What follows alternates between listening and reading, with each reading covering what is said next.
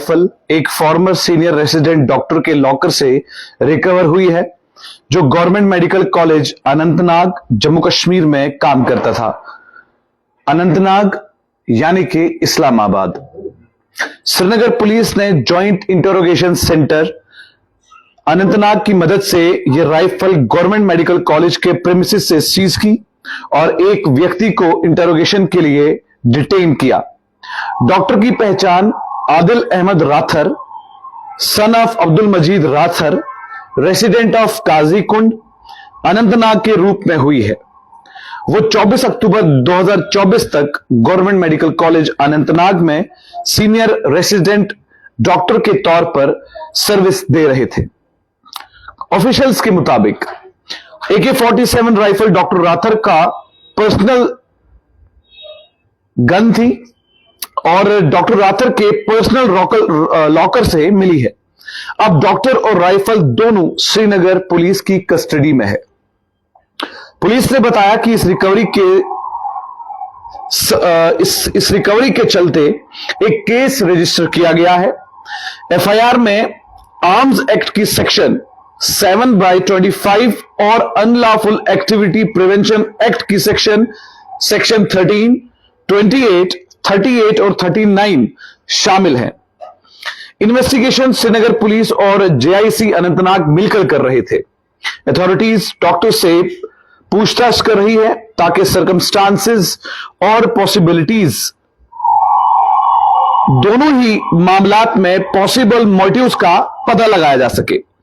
Officials ने confirm किया है कि डॉक्टर राथर अभी तक डिटेंशन में है और सारे लीगल प्रोसीजर फॉलो किए जा रहे हैं। अभी तक राइफल की ओरिजिन या डॉक्टर के पास आने का तरीके के बारे में कोई भी एडिशनल डिटेल नहीं है। इन्वेस्टिगेशन जारी है और पुलिस सभी पॉसिबल लिंक्स को ट्रैक कर रही है। पुलिस ने कहा आदिल और AK-47 अब श्रीनगर पुलिस के पास हैं।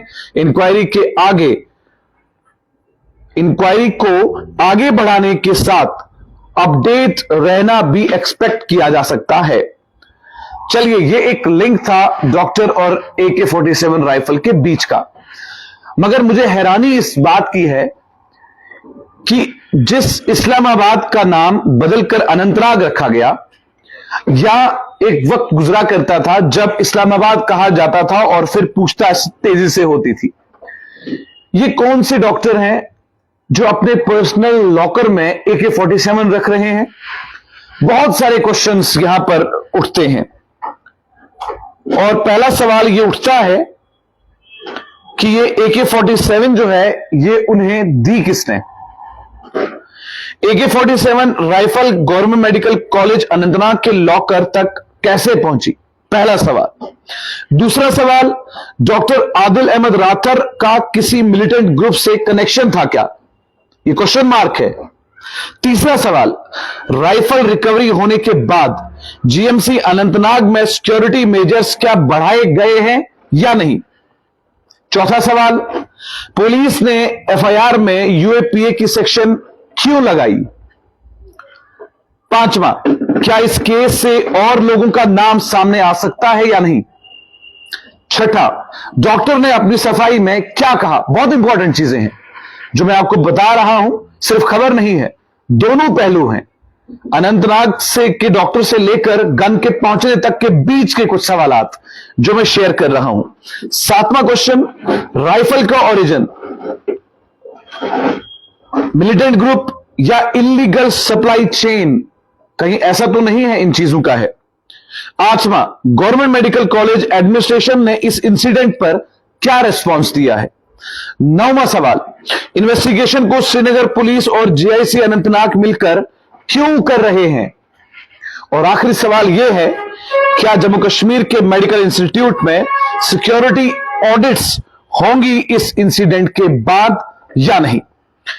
ये कुछ सवाल चैनल 1 के माध्यम से मैं कर रहा हूं। उम्मीद मुझे यह है कि जो भी जम्मू कश्मीर को या देश को तोड़ने की बात करेगा, उसको इस देश में रहने का कोई हक नहीं है। क्योंकि एज पर इस्लाम जो प्रॉफिट मोहम्मद सल्लल्लाहु अलैहि वसल्लम थे, उन्होंने भी यह बात कही है कि जिस मुल्क में आप पैदा हुए हो उस मुल्क से मोहब्बत करो, वो हुब्बुल वतनी का जज्बा जो है वो हमारे प्रॉफिट ने हमें सिखाया। लेकिन ये जो लोग जो खाते हिंदुस्तान का है, रहते हिंदुस्तान के अंदर है और मुलाजमत हिंदुस्तान की लेते हैं, पैसे हिंदुस्तान के लेते हैं, ये क्यों ऐसे हैं कि देश को तोड़ने के हित में लगे हैं?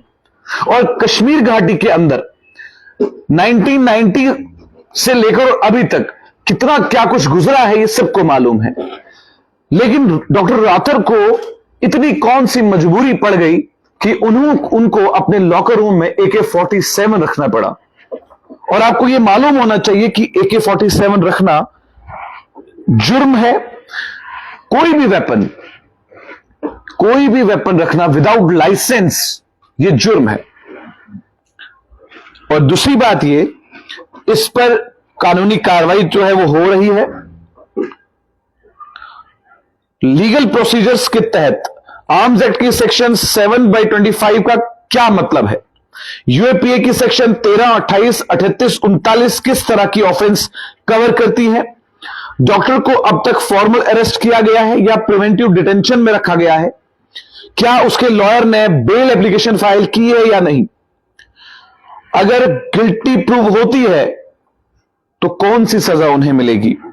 ये बहुत सवालात जो है ये मेरे जहन में घूम रहे हैं। और अब देखना है कि आने वाले समय में जम्मू कश्मीर पुलिस और JIC अनंतनाग मिलकर इस जॉइंट ऑपरेशन में लगे हुए थे। जैसे ही वो कोई मेजर रीजन देंगे, अगर तो डॉक्टर राथर प्रूवन गिल्टी निकलते हैं तो शायद बहुत बड़ी मुसीबत में फंस सकते हैं। लेकिन डॉक्टर राथर से लेकर लॉकर रूम GMC अनंतनाग तक के बीच का सफर AK-47 का कैसे हुआ? किस नाके से गाड़ी गुजरी? किस नाके पर चेकिंग हुई? किस नाके पर छोड़ा गया? किस नाके से पुलिस वालों ने गाड़ी को चेक किया? वो बाइक पर थे, एम्बुलेंस में थे, वो डॉक्टर थे, क्या कुछ कहकर उन्होंने निकला? तमाम ITMS CCTV photographs Jammu Kashmir के अलग अलग हिस्सों में लगे हुए हैं। अब देखना यह है कि पुलिस कितनी डीप इन्वेस्टिगेशन करेगी और इस इन्वेस्टिगेशन के बाद क्या डॉक्टर राथर UAPA के तहत अंदर जाएंगे, क्या देशद्रोही का टैग उन्हें लगेगा या नहीं। फिलहाल अनटिल प्रूवन गिल्टी, ये बात याद रखिएगा, अभी वो पूछताछ के दौर में है। लेकिन अगर ये बात साबित हो जाती है, इसका मतलब यह है कि हमें हिंदुस्तान और जम्मू कश्मीर के अंदर अब्दुल कलाम आजाद जैसे लोगों की जरूरत है, ना कि अफजल गुरु, ना कि डॉक्टर राथर जैसे। आपका इन पर क्या कहना है? कमेंट सेक्शन में अपनी राय जरूर दें और मुझे दीजिए इजाजत और देखिए चैनल 1 आकिब आफ्ताब के साथ जम्मू से।